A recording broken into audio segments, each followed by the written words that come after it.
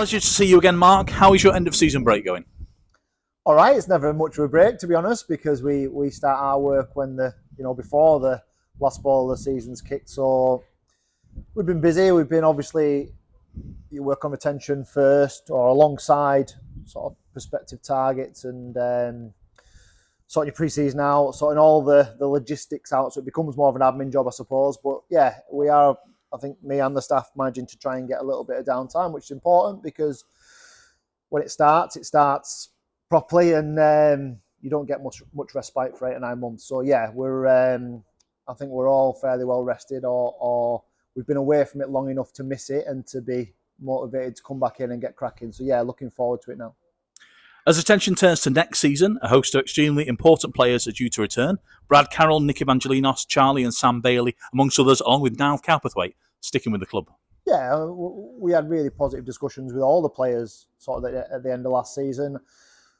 We've got a little bit of work to do with a couple. But yeah, I think 8 or 9 done straight away or fairly quickly is gives us a positive benchmark. I always said that the team that we had last year was better than the position that we finished because of the circumstances of the way the season panned out. So yeah, I think it's nice to get a lot of them sorted. They were fairly straightforward, if I'm honest, and I think that's a good indication of where they felt we were as a team as well. They felt that there was a lot of potential in the team. We hadn't quite got to where we wanted to be, but they understood the circumstance and the situation of the season. So yeah, I think they're all fairly positive. I've spoke to all of them, and they're already getting themselves pre-season fit and ready to go. So yeah, nice to have a decent baseline to work with in terms of players that we're familiar with. We are awaiting news on some experienced players, like Andy Teague and David Norris, and we're hoping to get them over the line soon. Yeah, I mean, Nozza really wasn't tied up until probably into pre-season last year, and I've learned to leave David alone for a period of time and just let him, get.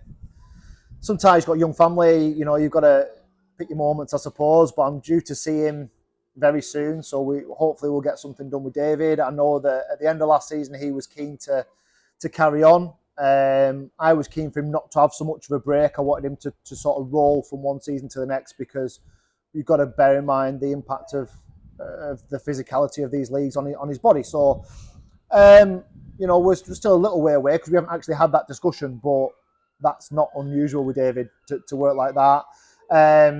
We got something in place with Teague. I think we just need to dot the I's and cross the T's. I think we're pretty much there. But we've learned that pretty much there doesn't always get it done. I mean, obviously the Rudy Masambo thing was disappointing for us because we had an agreement in place and done with Rudy, and he gave back word. But that's not a slight on Rudy, because he conducted himself really honourably throughout. And although I'm disappointed till he's a good player, he's gone up a league, so that happens. And that it's interesting. I fielded lots of questions last year about contracts, non-contracts, the fact that there was a lot of money spent last year on players that couldn't play because of injuries. And there's an example of how it works the other way. If we'd have pinned Rudy down onto a contract, he would still be with us and we'd still have a good player, or we'd have got a fee for him. So it's buy your raffle ticket and see if you win a prize. But yeah, that's the counter of the other argument where you lose a player to injury or suspension and you're paying them anyway. So it's difficult for clubs like us, difficult to make those judgments. We've tried to refine that a little bit this year.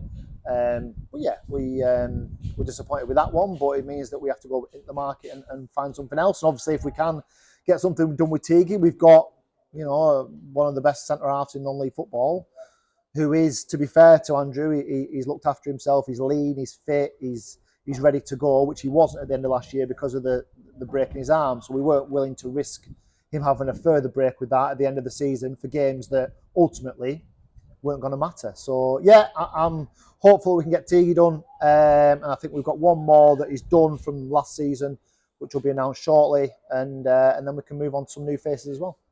Speaking of new faces, the reason that we're here today is a new signing. Matty Clark has arrived from Workington. Yeah, and a player that we've had on our radar for a long time. It's fair to say we thought we were over the line with him last year, and it didn't work out, because that's non-league football. That's how it goes. He went on to have a great season at Workington. He did, yeah. And we've got to bear in mind with Matty, he's 23 years old. You know, he's a young man still. He's got really great experience above this league. He had a spell at Bradford Park Avenue. I've watched him for a long time. What he does give us is a real energy. He fits the profile of what we like in players. He can play right back, left back, right wing back, left wing back, probably right centre half if we need him to. Could play right wing, left wing. You know, we've got lots of different options with him, and that it gives us that little bit more strength in depth, which we lacked last year in certain positions. And you know, if we'd have had an injury to certain players that didn't get injured, we'd have really struggled. So yeah, it's a really positive signing for me. It's a player that we've had on radar for a long time. I'm delighted that he's chosen to come here amongst lots of different options that he had.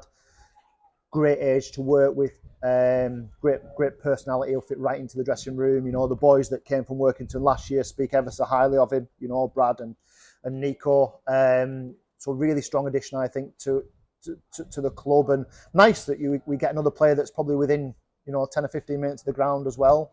And we like to have that locality about it. We know it's not always possible, but we should be trying to pick off the best of the players within the local sort of travel area. And I think we've got one in Matty. So yeah, really looking forward to working with him, and I'm sure he'll have a really positive impact on the team. We begin pre-season on the 4th of July against Lynewith Hest. Now, for those of us on the outside looking in, just how difficult is it to build a squad at this level? It's tough because predominantly the initial discussions are around finance, because that's, lads are earning good wages in this league, and we've got to try and compete as best we can. But I've also got to try and sell the football club. I always try and sell the support we have, because I believe, our support is second to none in the division. So that's an easy sell for me. I can sell, the work we do with media and the work we do with coaching. I can sell the football side of it really easily, because we back ourselves from a coaching and management staff perspective to get the best from what we've got and the best from players, and to progress players potentially. You look at our record, great over the summer. Liam Brockbank was sold last year to a National League club. Jack Armour, who we had here, won a playoff final with Carlisle. So we think we've got an attractive package. But ultimately, there are teams in this league that can offer £100, £200, £300 more a week than we can. So we've got to be mindful of that as well. So we've got a couple more that we are very close to. I think it's fair to say we want to bring another defender in. We're very keen to bring another forward in.